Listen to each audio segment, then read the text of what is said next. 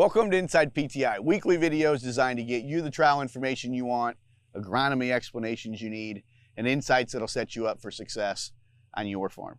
Hey, today I want to spend a little bit of time talking about fertilizer reallocation. Now, some of you may be wondering, what in the world is fertilizer reallocation? Well, you know, I know it's harvest time. A lot of you folks are going to be in the field in the next few short days or weeks harvesting, and you're not going to be thinking about a planter row unit, but I really urge you to think about it. If you're a grower that's going to be using a starter fertilizer program or applying liquid fertilizer on your planter in the spring, we need to be thinking about it this fall while we're harvesting. Why do I say that?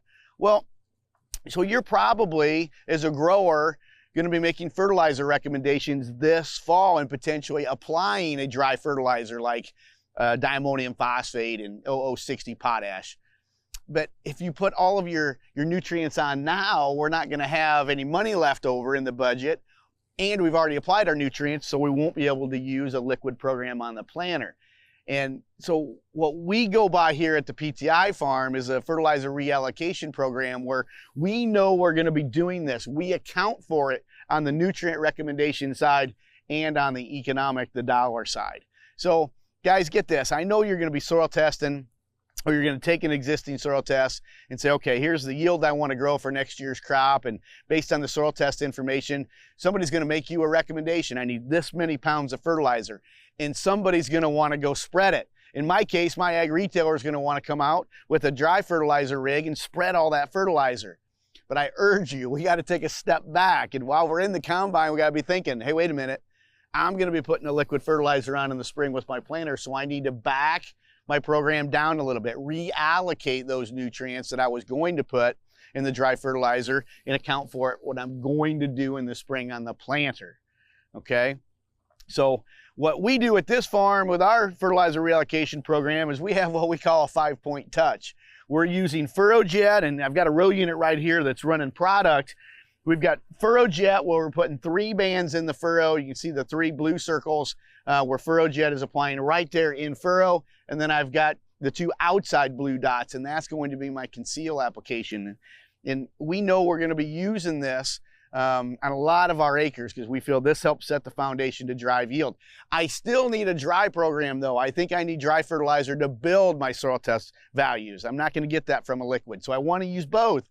But I just can't go out and put all my dry fertilizer on in the fall because, again, all my nutrients would be down and all my dollars in the budget would be spent. And so I need to allow for this. And one thing, too, I don't think we're really considering the efficiency of banding with this either.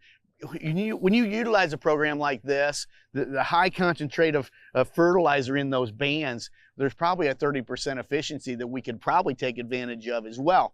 I'm not. Here on this farm, I use a $30 reallocation program. So I give myself $30 for this program right here, and all we do is simply back it down off of our dry applications in the fall. So that's right now. And again, that's why I say as we're combining, sitting in that harvester, we need to be thinking about the planter and the fertilizer we're going to be putting on to account for it as we make these fall broadcast applications. So just a quick little reminder of fertilizer reallocation.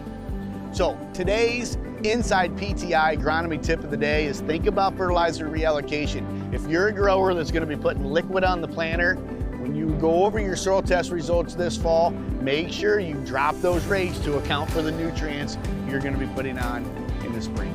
That's all the time we have for today. If you have any questions about anything that we've talked about, feel free to reach out to any Precision Planting Premier dealer, or you can go to our website at precisionplanting.com. We'll see you on the next episode of Inside PTI. In the meantime, thanks for watching.